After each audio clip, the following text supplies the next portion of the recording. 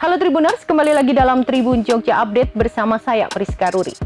Pasukan Ukraina sedang menguji pertahanan pasukan Rusia seiring musim semi berubah menjadi musim panas di tahun kedua peperangan. Pasukan Kiev menghadapi musuh yang pernah membuat kesalahan dan mengalami kemunduran dalam perang yang berlangsung selama 15 bulan. Namun para analis mengatakan Moskow belajar dari kesalahan-kesalahan tersebut dan meningkatkan kinerja senjata dan keterampilannya. Rusia membangun pertahanan yang sangat kuat di sepanjang garis depan sepanjang 1.000 km, menyempurnakan senjata elektroniknya untuk mengurangi keunggulan drone tempur Ukraina, dan mengubah bom berat dari gudang senjata masa perang dingin menjadi amunisi presisi yang mampu menghantam target tanpa membahayakan pesawat tempurnya. Taktik Rusia yang berubah bersamaan dengan peningkatan jumlah pasukan dan senjata yang ditingkatkan dapat membuat Ukraina menghadapi kesulitan dalam mencapai kemenangan yang tegas dan cepat, mengancam untuk menjadikannya pertempuran panjang yang berlarut-larut.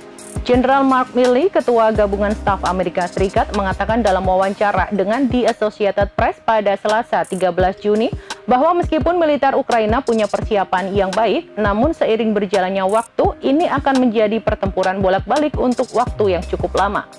Pada minggu lalu, perhatian sebagian besar tertuju pada banjir yang menghancurkan di selatan Ukraina, yang disebabkan oleh runtuhnya bendungan Kakhovka, di mana Ukraina dan Rusia saling tuding sebagai pelaku. Pada saat yang sama, pasukan Ukraina melancarkan serangkaian serangan di beberapa bagian garis depan yang sejauh ini hanya membuat kemajuan kecil melawan pertahanan Rusia yang berlapis-lapis. Presiden Ukraina Volodymyr Zelensky Sabtu lalu mengatakan tindakan kontraofensif atau serangan balik dan pertahanan sedang dilakukan terhadap pasukan Rusia. Sehari sebelumnya, Presiden Rusia Vladimir Putin mengatakan serangan balik Ukraina telah dimulai. Tetapi Ukraina gagal membuat kemajuan apapun dan menderita kerugian signifikan.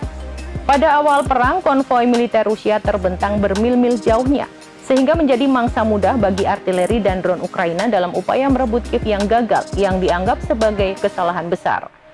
Rudal Ukraina juga menenggelamkan kapal penjelajah Moskwa, kapal utama armada Laut Hitam Rusia, dalam pukulan besar bagi kebanggaan Moskow. Roket Kiev meluluh lantahkan gudang amunisi dan markas komando Rusia. Dan pasukan Kremlin dengan terburu-buru mundur dari wilayah-wilayah besar di timur dan selatan pada musim gugur. Meskipun mengalami kemunduran tersebut, Rusia mempertahankan sebagian besar wilayah Ukraina yang ditaklukkan pada awal serangan. Bulan lalu mereka mengklaim mengendalikan kota timur Bakhmut setelah pertempuran terpanjang dan paling berdarah dalam perang ini. Demikian berita terkini terkait Barat yang akui senjata dan taktik terbaru Rusia makin meningkat. Ikuti terus berita-berita terkini hanya di Tribun Jogja Update. Saya Priska Ruri dan segenap kru yang bertugas pamit undur diri. Terima kasih dan sampai jumpa.